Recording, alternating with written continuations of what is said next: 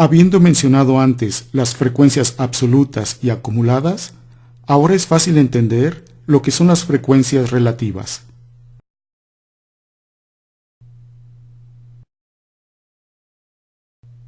Supongamos que se tienen n observaciones de una variable, pero no se conocen explícitamente estos valores, sino su pertenencia a alguna de las clases o categorías C1, C2 hasta CK. Entonces, aquí tenemos una definición. La frecuencia relativa de una clase es su frecuencia absoluta dividida entre el total de observaciones. Es decir, si F1, F2 hasta Fk son las frecuencias absolutas de las clases, entonces las frecuencias relativas son los números F1 entre n, F2 entre n, etc. hasta Fk entre n. Veamos un ejemplo.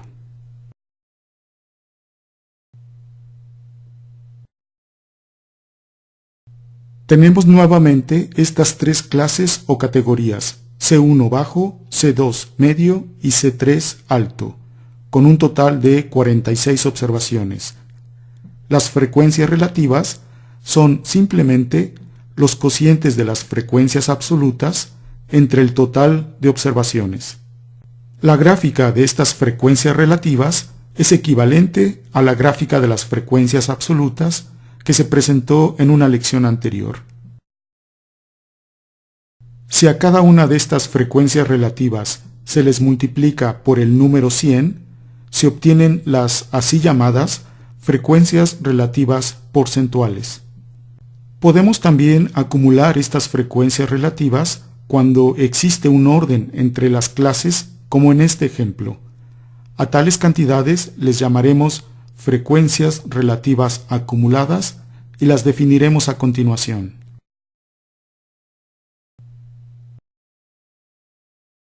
Entonces, hemos supuesto que las clases C1, C2 hasta CK son clases o categorías de valores de una cierta variable de interés. Vamos a suponer que estas clases tienen un orden. Supondremos que C1 es la primera clase, C2 es la segunda clase y así sucesivamente hasta CK, la última clase.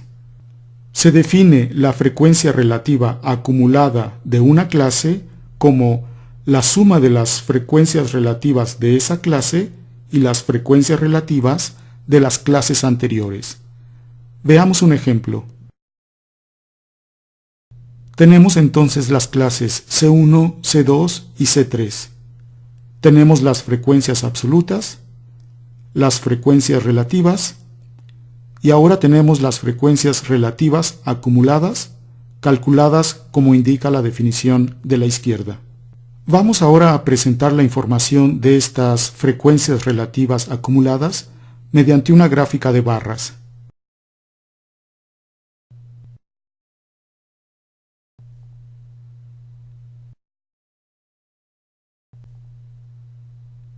Para finalizar esta lección, presentaremos una tabla con algunas expresiones generales de las frecuencias relativas.